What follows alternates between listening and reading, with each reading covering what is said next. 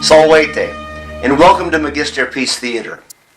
In today's Magister Peace Theater, we're going to learn all about what it was like to grow up as a child in ancient Rome, especially focusing on what education was like. What was it like to be a girl or a boy in ancient Rome and go to school? What kinds of things did you learn? And what ages did you learn the different subjects? As we learn about childhood and education, pay special attention to these important words. Bulla, genius, uno, liberalia, grammaticus, literatur, and pedagogus.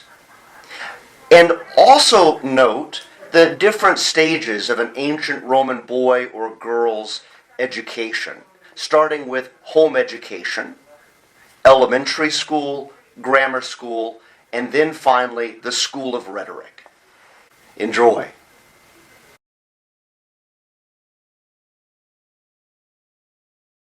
Children and education. Let's begin at birth. When a Roman child was born, they came already armed with a guardian spirit. For a boy, this spirit was called a genius. A girl's guardian spirit was a uno. These guardians protected the children throughout their lives, and on each birthday, offerings of flowers, wine, and cakes were given to the particular genius or uno of the birthday child. Of course, the child was given a feast, birthday party, complete with presents also. In addition to having a genius or uno, every Roman child was given at their naming ceremony, the dies lustricus, a very special necklace called a bulla. This bulla, constructed much like a hinged locket, contained a special charm which further protected the child from evil spirits, so it was thought. Both boys and girls wore their bullas until they became adults. As they grew up, Roman children had a variety of playthings. Infantes, babies, had rattles made of strung ornaments called crepundia. Older children had blocks, dolls, or pupae, where we get the word puppet, toy wagons, stick horses, spinning tops, stilts, and balls, or pili, to keep them occupied. Likewise, they played games similar to hide-and-seek, marbles, and rocks. Their pets included dogs, cats, mice, birds, and even, in some wealthy families, monkeys.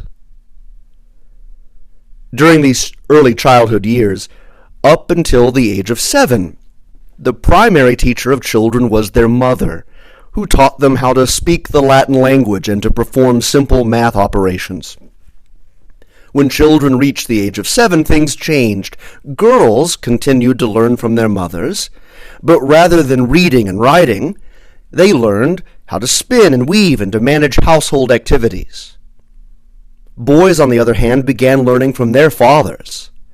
If a boy's father was a farmer, he learned how to sow and plant fields. Or if his father was a senator, he learned the rules and mannerisms necessary for political life.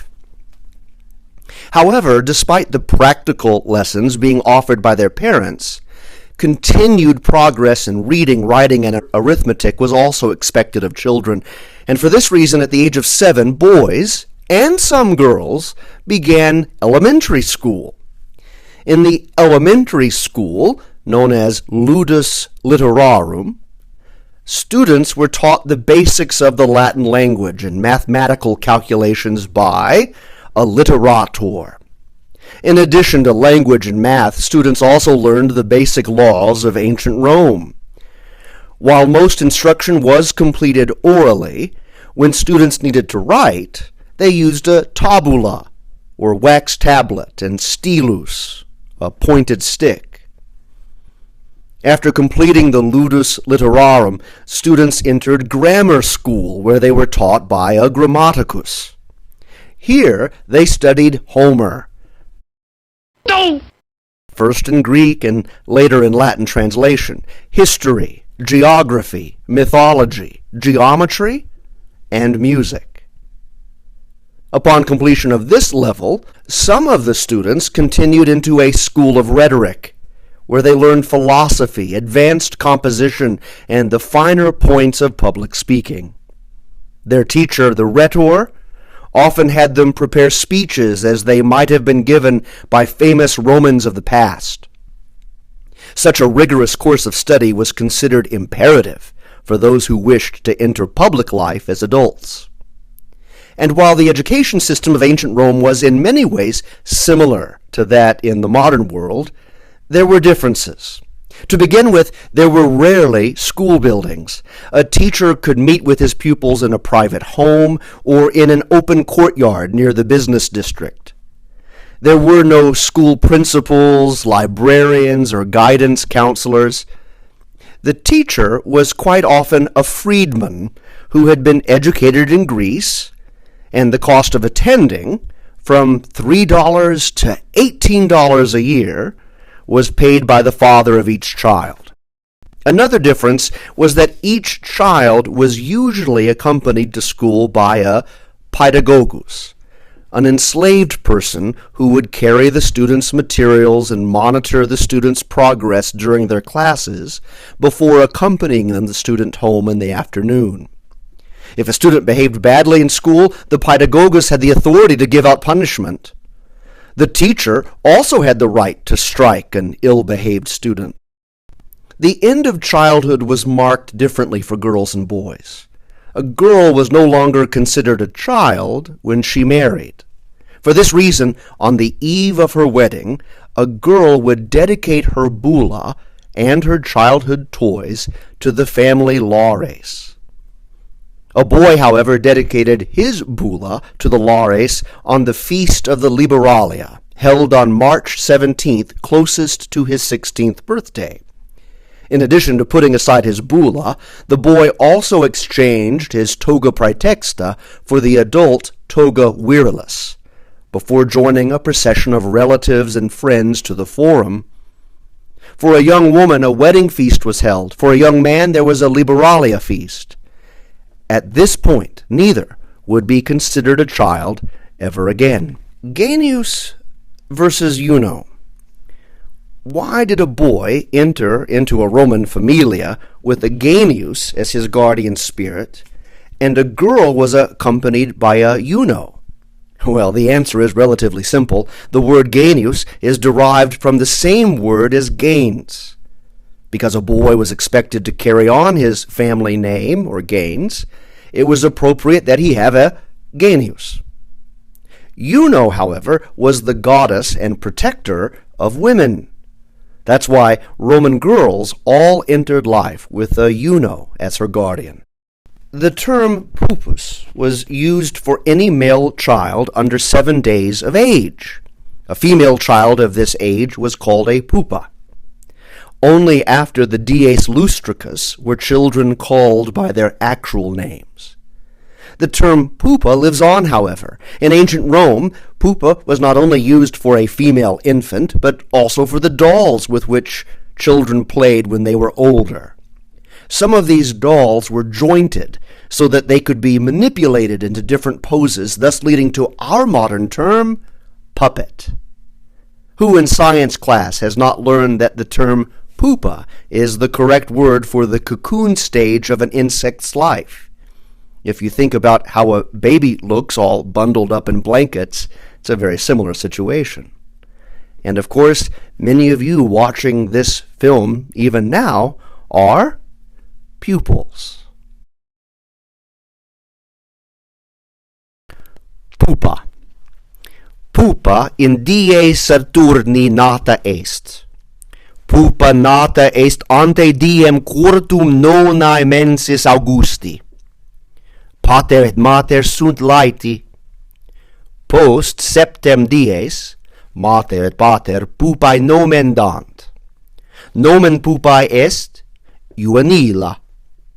Pater pupae bullam dat. Mater Juvenilae crepundiam dat. Amita pupae canem dat. Patrus Juvenilae pupas dat. Juvenila est laeta. Juvenila pupas et crepundia ludit. Juvenila matrem et patrem amat. Juvenila amitam et patruum amat. A baby is born on Saturday. The baby is born 4 days before the nones of August, that is, August 2nd. Father and mother are happy. After 7 days, the mother and father give a name to the baby. The name of the baby is Juvenila. The father gives a bula to the baby. Mother gives a rattle to Juvenila. The paternal aunt gives a dog to the baby. The paternal uncle gives dolls to Juvenila. Juvenila's happy. Juvenila plays with the dolls and rattle. Juvenila loves her mother and father. Juvenila loves her aunt and uncle. Hugia obstetrix. Hugia Flavia Sabina Romae vivit. Marius orthrus est conjux Hugiae. Hugia est liberta imperatoris. Hugia est obstetrix. Hugia cum Apollonio laborat. Apollonius est medicus. Hugia et Apollonius sunt contubernales. Hugia est obstetrix optima. Matres ab multis urbibus veniunt. Hugia multas infantes curat. Matres et patres sunt laeti. Hugia matribus et patribus placet. Hugia Flavia Sabina lives in Rome. Marius Orthrus is the husband of Hugia. Hugia is an imperial freedwoman. Hugia is a midwife. Hugia works with Apollonius. Apollonius is a doctor. Hugia and Apollonius are partners. And Hugia is the best midwife. The mothers come from many cities. Hugia cares for many infants. The mothers and fathers are happy.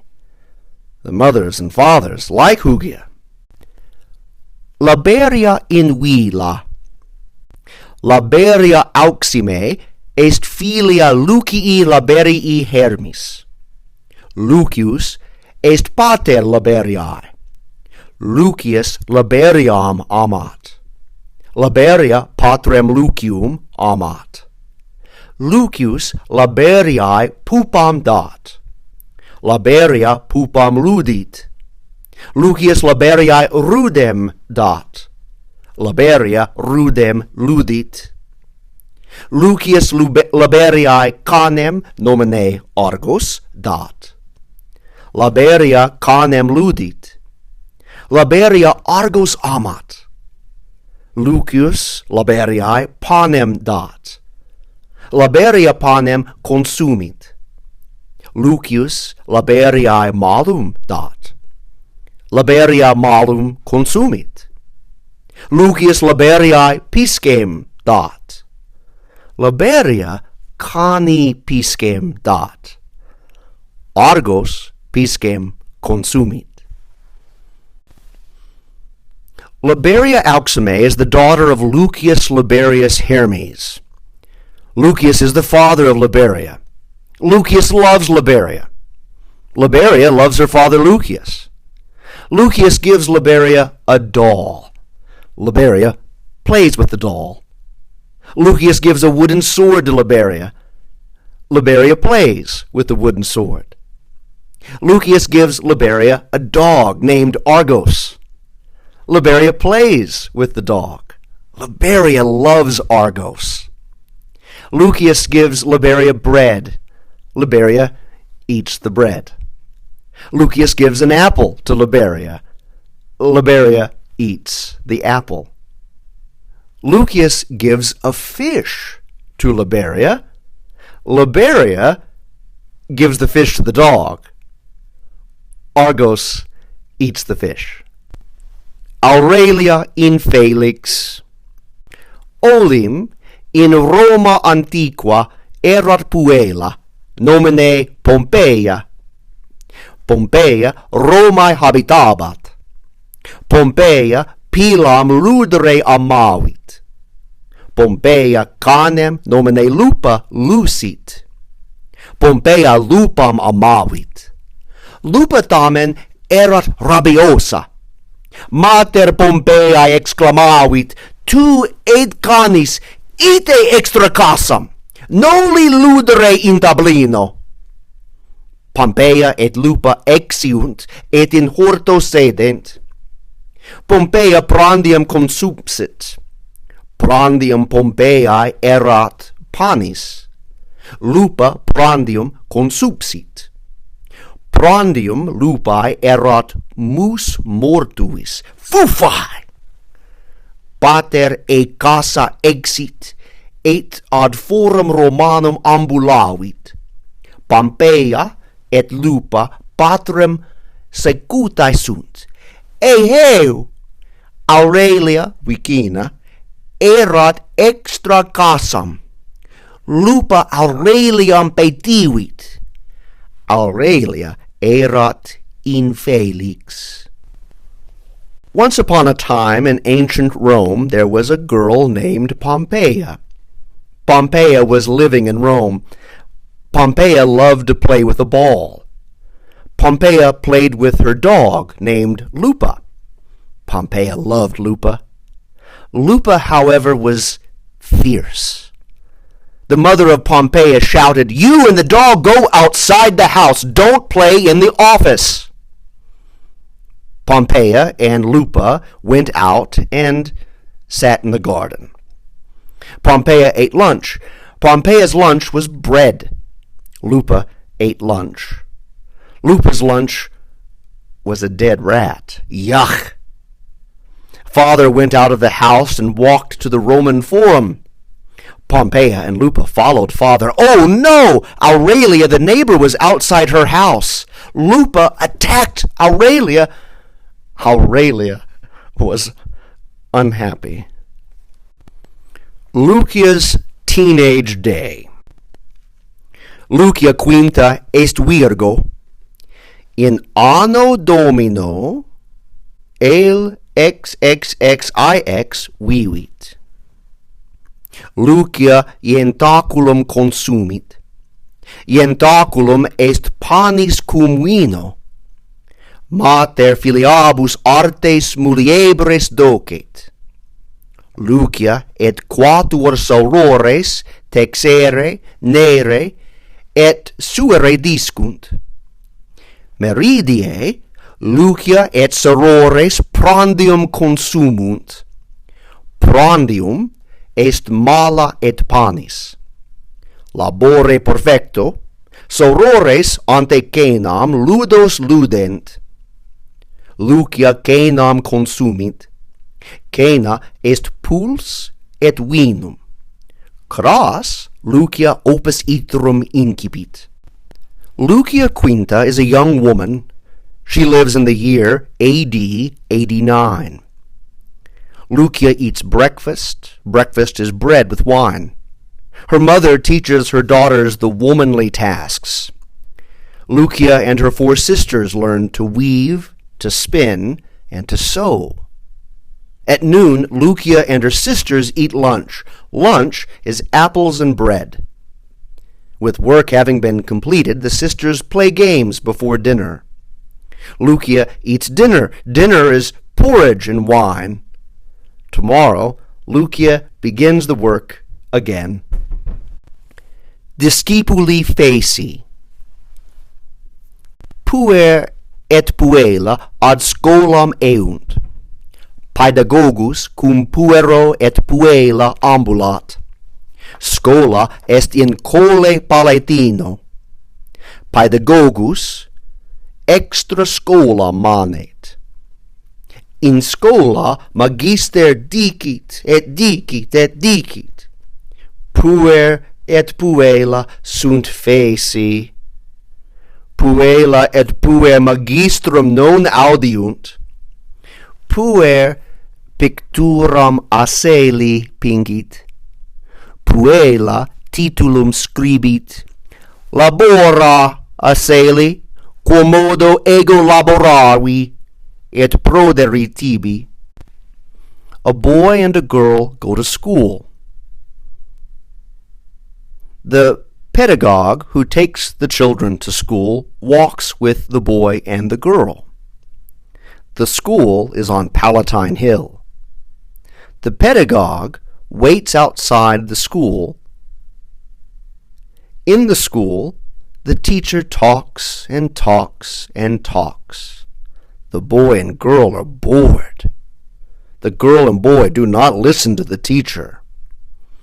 The boy draws a picture of a donkey. The girl writes an inscription, "Work, donkey, how I've worked, and it will benefit you."